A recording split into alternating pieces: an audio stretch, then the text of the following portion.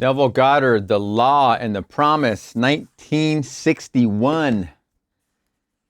It's going to be a good book right here. And now go, write it before them on a tablet and inscribe it in a book, that it may be for the time to come as a witness forever. Isaiah 38.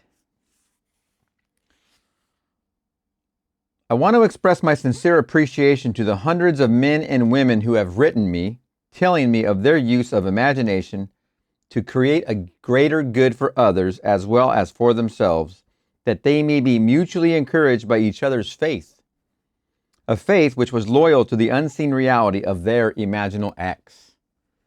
The limitation of space does not allow the publication of all the stories in this one volume. In the difficult task of selecting and organizing this material, Ruth Messenger and Jeline Brainerd have been of invaluable assistance. Neville. Chapter 1, The Law, Imagining Creates Reality. We could stop right there. Man is all imagination. God is man and exists in us, and we in him. The eternal body of man is the imagination. That is God himself. Blake. The purpose of this first portion of this book is to show through actual true stories how imagining creates reality. Science progresses by way of hypotheses, tentatively tested and afterwards accepted or rejected according to the facts of experience. The claim that imagining creates reality needs no more consideration than is allowed by science. It proves itself in performance. The world in which we live is a world of imagination. In fact, life itself is an activity of imagining. For Blake, wrote Professor Morrison of the University of St. Andrews, the world originates in a divine activity identical with what we know ourselves as the activity of imagination.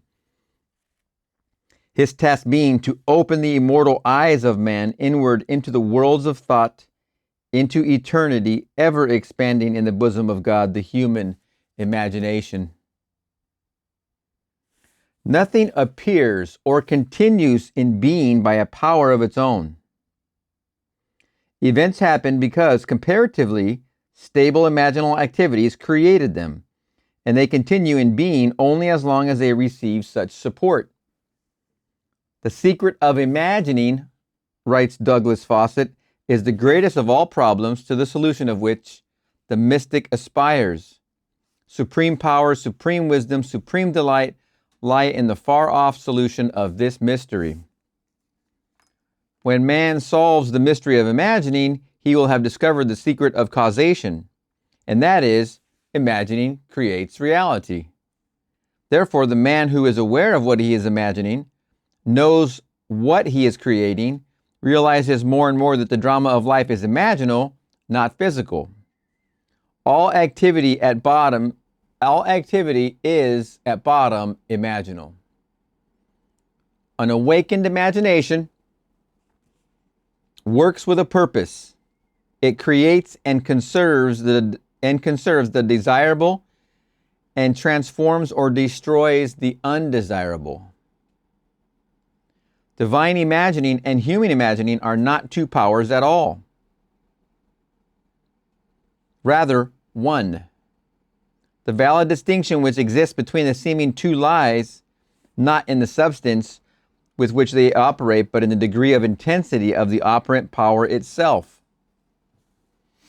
Acting in high tension, an imaginal act is an immediate objective fact.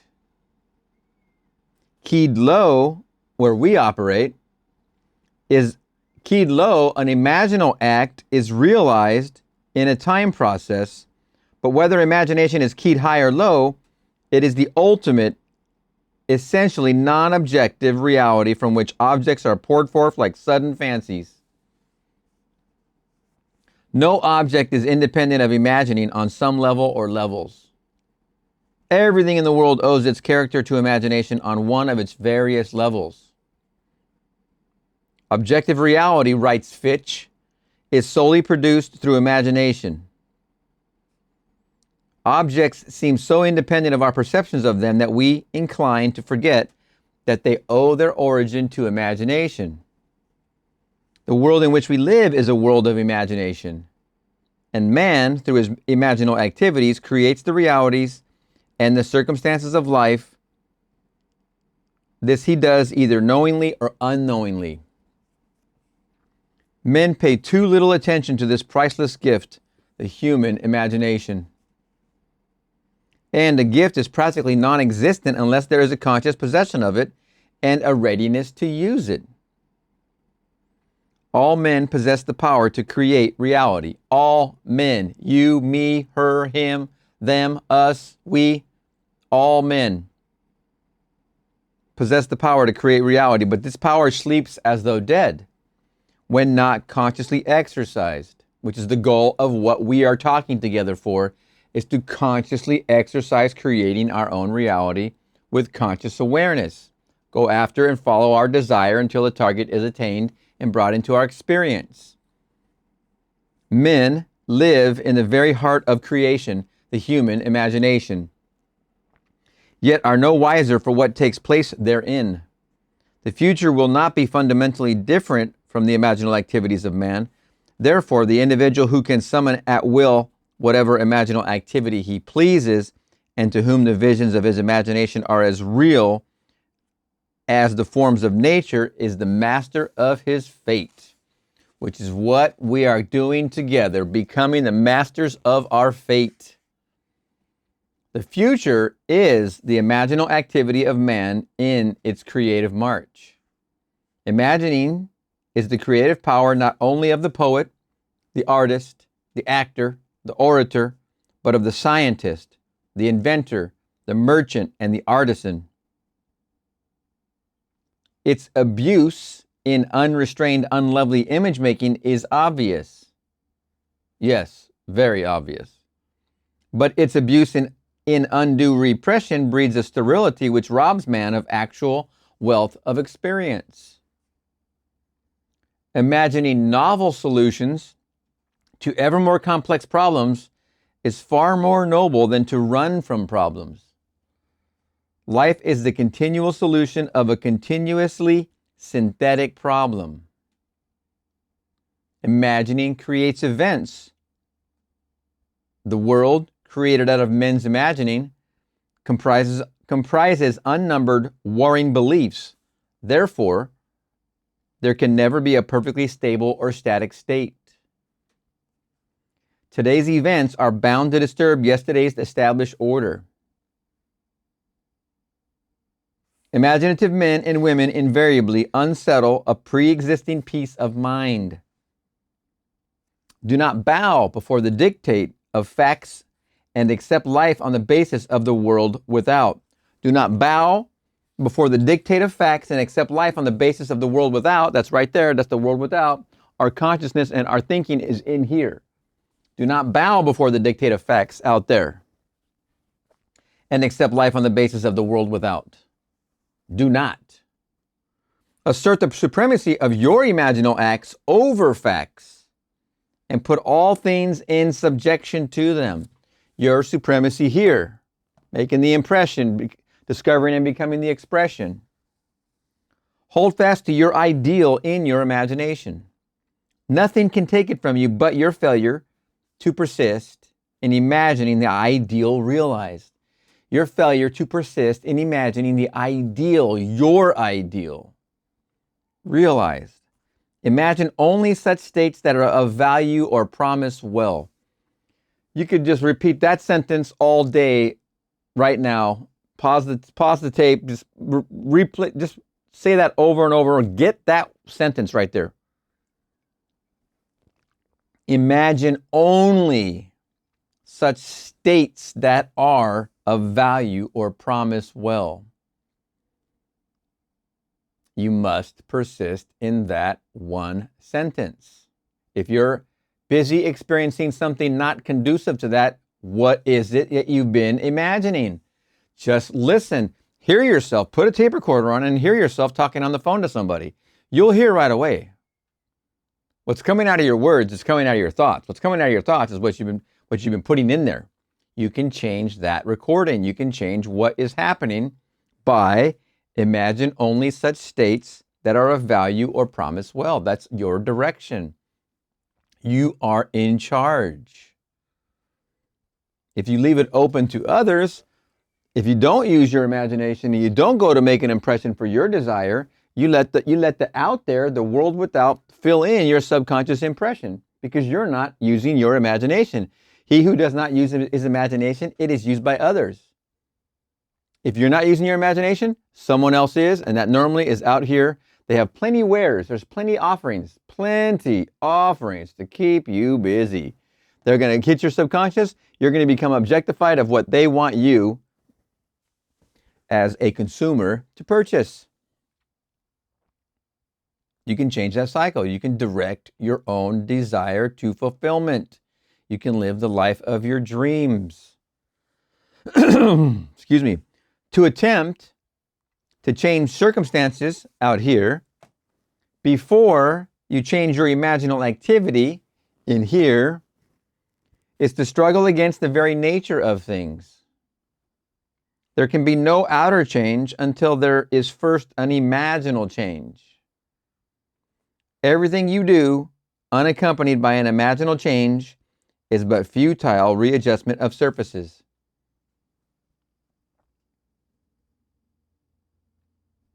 Imagining the wish fulfilled brings about a union with that state, and during that union, you behave in keeping with your imaginal change. This shows you that an imaginal change will result in a change of behavior. However, your ordinary imaginal alterations as you pass from one state to another are not transformations because each of them is so rapidly succeeded by another in the reverse direction. But whenever one state grows so stable as to become your constant mood, your habitual attitude, then that habitual state defines your character and is a true transformation. How do you do it? Self-abandonment. That is the secret. There it is. He's revealing a secret right there, first chapter, couple pages in. You must abandon yourself mentally to your wish fulfilled in your love for that state. And in so doing, live in the new state and no more in the old state. You can't commit yourself to what you do not love. So the secret of self-commission is faith plus love. I was watching a Steve Jobs interview where I saw it yesterday, and he was describing that after his sickness, he decided and he got into abandoning everything he did not love doing, and he only was determined to focus only on that which he loved. Loved what he was creating, loved what he was doing, loving it in his family, post-sickness, by the way, and he made a big point of that, and of course you know from his intense work ethic that he was very, very focused in his work when he put himself, into it. And that focus is what we're talking about right here. Doing what you love, and what Steve describes as what he loved. You can't commit yourself to what you do not love. So the secret of self-commission is faith plus love. Faith is believing what is unbelievable. Commit yourself to the feeling of the wish fulfilled, in faith that this act of self-commission will become a reality. And it must become a reality because imagining creates reality. Nice. It must become a reality. Imagination is both conservative and transformative. It is conservative when it builds its world from images supplied by memory and the evidence of the senses. It is creatively transformative when it imagines things as they ought to be, building its world out of the generous dreams of fancy. In the procession of images, the ones that take precedence naturally are those of the senses. Nevertheless, A present sense impression is only an image. It does not differ in nature from a memory image or the image of a wish. What makes a present sense impression so objectively real is the individual's imagination functioning in it and thinking from it. Whereas in a memory image or a wish, the individual's imagination is not functioning in it and thinking from it, but is functioning out of it and thinking of it. There is a difference. You can think of anything you're experiencing right now that you are in and of, and just use what you think and feel about that. Copy and paste to your desired event. If you have a test coming up, you know you've passed tests before. Use the feeling you had when you went into that old test that you passed, the one that you passed whenever before. You knew how you had confidence. You knew you would pass. You even saw that it was over already before you started the test. Use that confidence and copy that feeling and paste it on going into this new test. I know I've passed the test. It's done. I've passed it. Feel that same supreme confident feeling. This is how we use a feeling when we don't know what to bring it from. You copy and you paste. If you would enter into the image of your imagination, then would you know what it is to be creatively transformative? Then would you realize your wish? And then you would be happy? Every image can be embodied. Every image can be embodied. But unless you yourself enter the image and think from it, it is incapable of birth. Therefore, it is the height of folly to expect the wish to be realized by the mere passage of time. That which requires imaginative occupancy to produce its effect obviously cannot be effected without such occupancy. You cannot be in one image and not suffer the consequences of not being in another. Oh boy.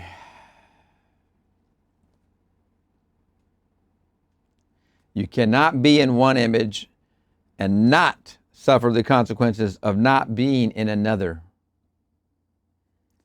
Imagination is spiritual sensation.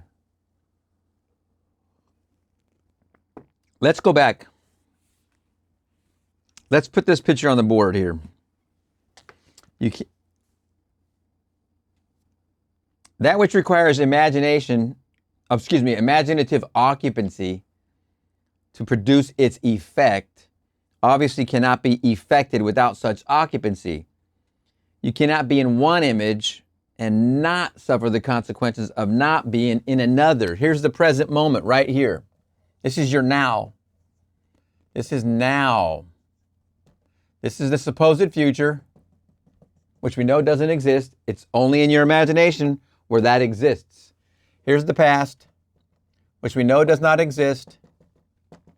Now, this sentence, you cannot be in one image and not suffer the consequences of not being in another. If you put your mind, which is only and has all of its power in the now, into a place where that doesn't actually exist, and you focus your mind energy there, memory this and memory that, what happened to me when I was little, what happened to me last week, what happened to me last month, last year, last decade, all of my life, if you're putting your mind into that bubble right there that actually does not exist, you cannot suffer the consequences of not being in this one, because there are consequences. When you try to come home, you're going to suffer the consequences of your lack of occupation. The lights were on, but you weren't home. Nobody was home. Your mind was over here.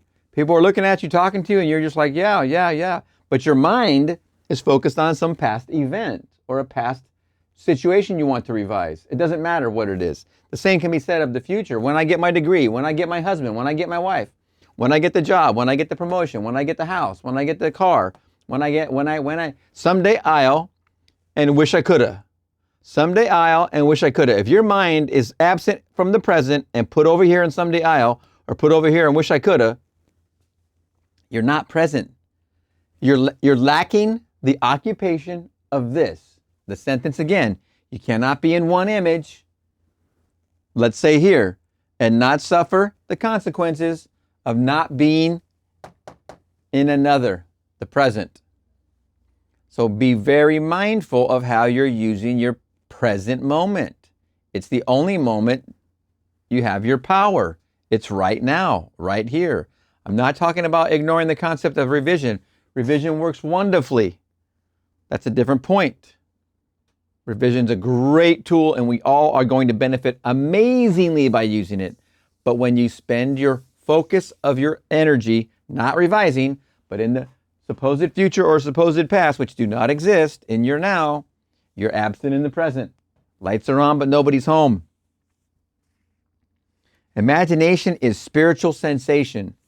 Enter the image of the wish fulfilled, then give it sensory vividness and tones of reality by mentally acting as you would act were it a physical fact.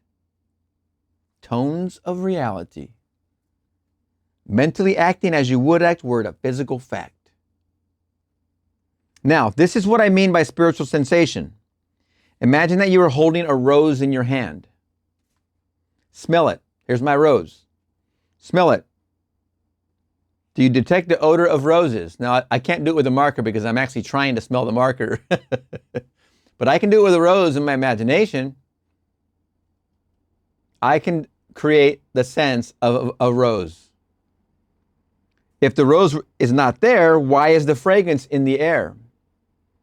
Through spiritual sensation, that is through imaginal sight, sound, scent, taste, and touch, you can give to the image sensory vividness.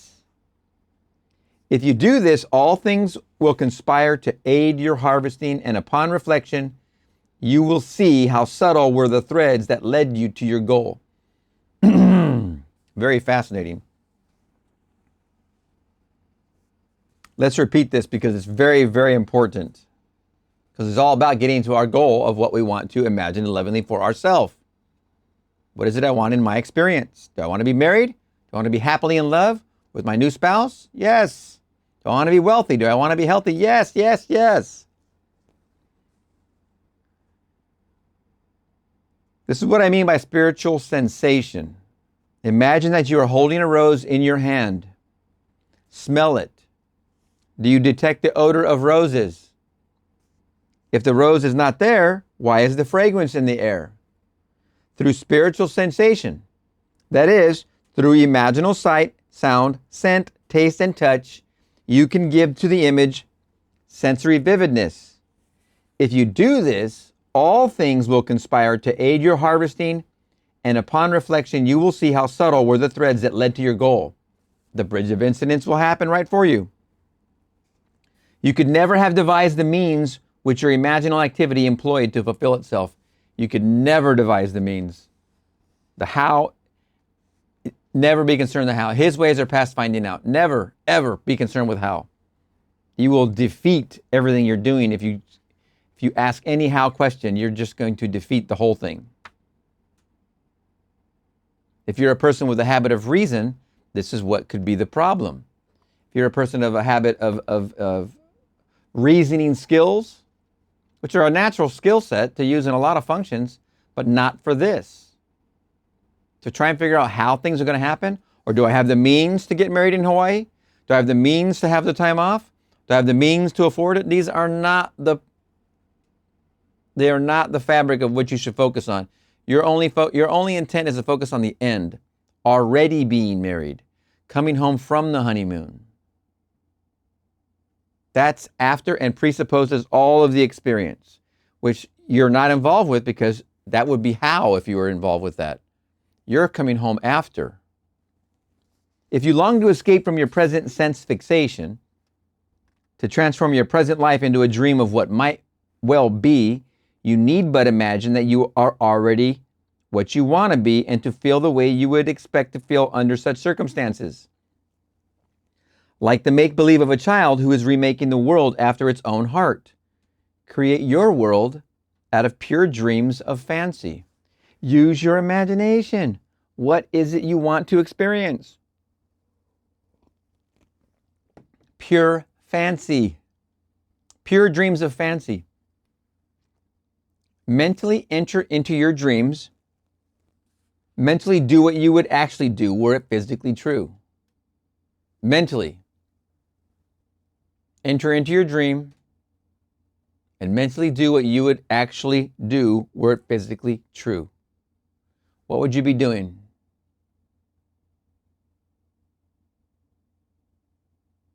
That's all you need. What you just did. What would you be doing? Mentally enter into your dream. Mentally do what you would actually do were it physically true. Nice. Then you'd celebrate. You'd high five. You'd hug. That wasn't so difficult. You just did it. You just did it. It's not new. You've been doing it all along. That's what got you to your current self-concept, is by imagining. You wouldn't be even listening to this if you weren't and didn't have the power to imagine yourself where you are right now. You will discover that dreams are realized not by the rich, but by the imaginative. Most powerful sentence. You will discover that dreams are realized not by the rich, but by the imaginative. Anybody who thinks that somebody else's skill to do this imagination lovingly for yourself, or to manifest for yourself, or to manifest your ex back, or your new relationship. Anybody who thinks who someone else can do it, but I can't. No, it's not true one bit. You not only can do it, you have been doing it. And that's exactly why you are in your exact position. You can imagine yourself into another position, one that is befitting of your dream image.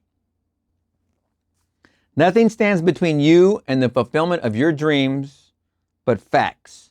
And facts are the creations of imagining. Facts are out here in the world. If you can change your imagining, you will change the facts. I tell you. Man and his past are one continuous structure. This structure contains all of the facts which have been conserved and still operate below the threshold of his surface mind. For him, it is merely history. For him, it seems unalterable, a dead and firmly fixed past. But for itself, it is living. It is part of the living age. He cannot leave behind him the mistakes of the past, for nothing disappears. Everything that has been is still in existence. The past still exists, and it gives and still gives its results. Man must go back in memory, seek for and destroy the causes of evil, however far back they lie. This is a very important part of this whole equation. Your past is created from your present. Your future is created from your present. Everything is coming out of your now. All experience is happening right here and right here only.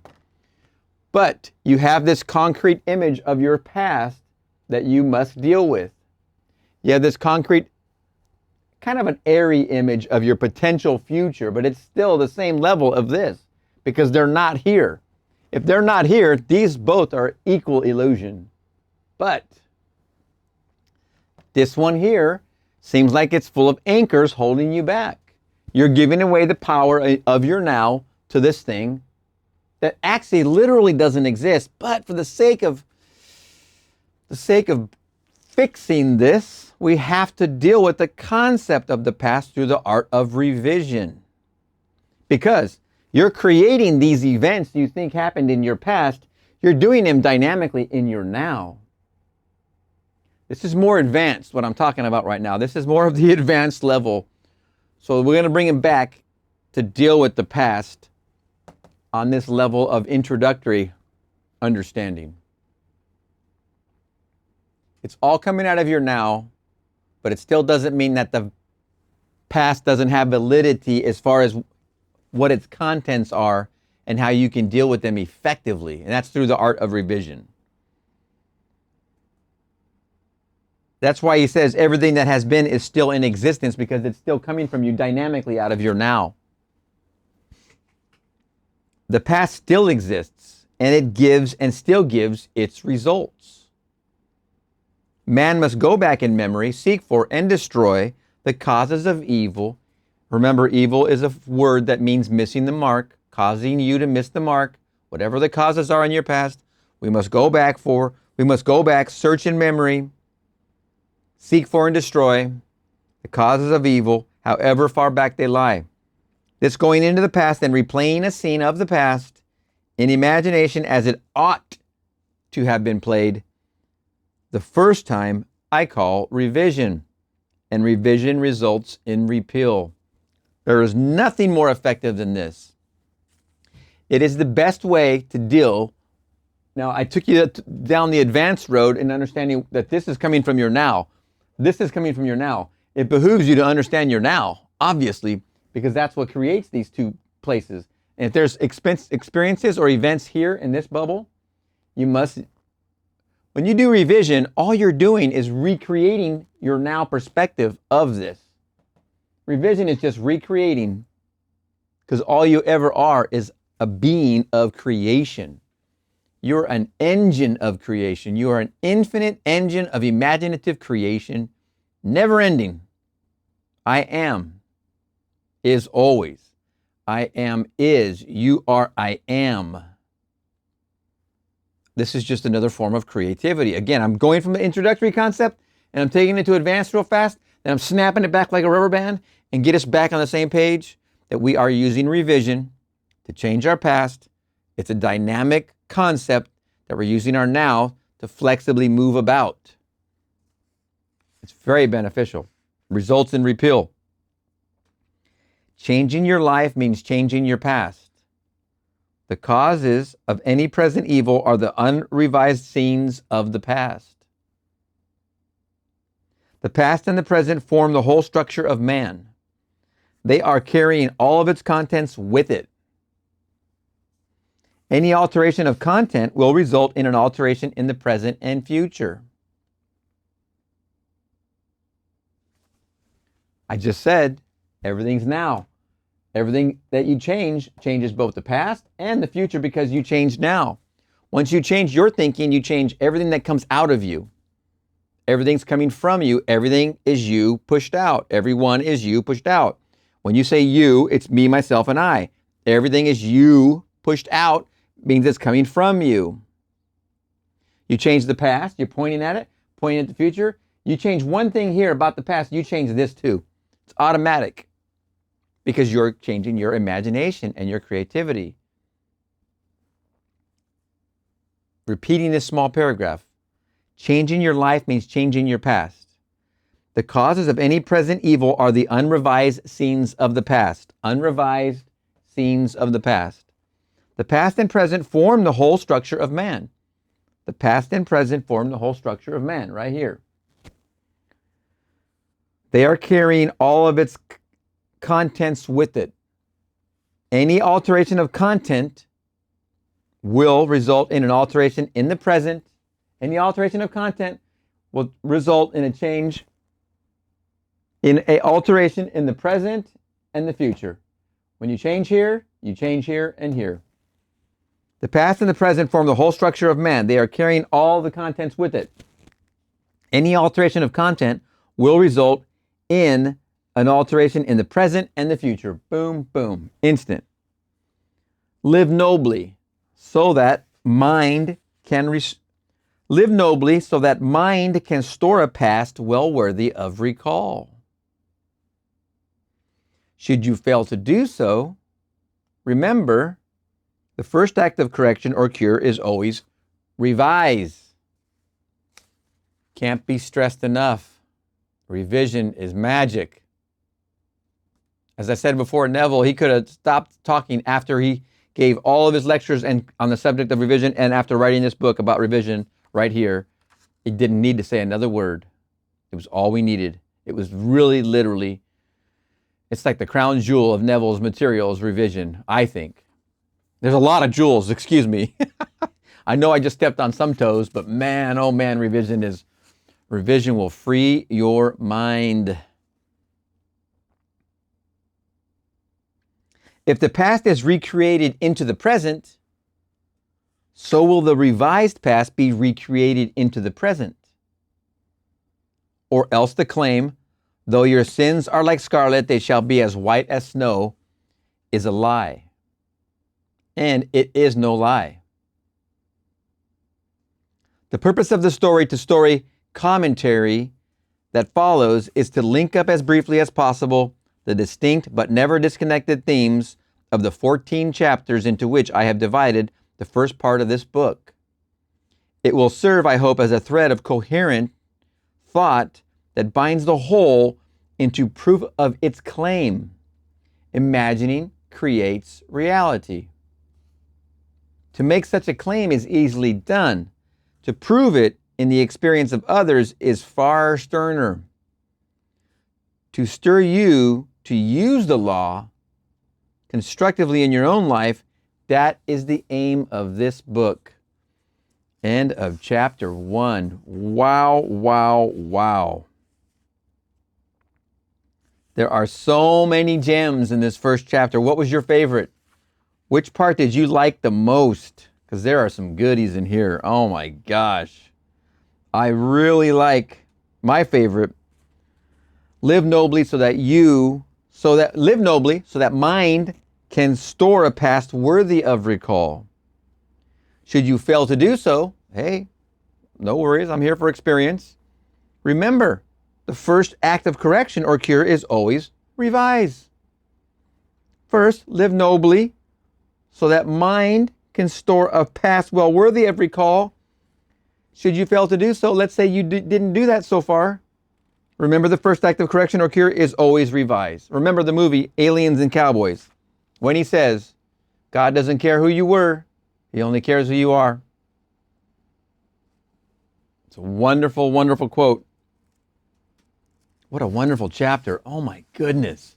So many amazing things. And I am looking forward to all these chapters. So we've got 14 more to go. I believe it is. Yes.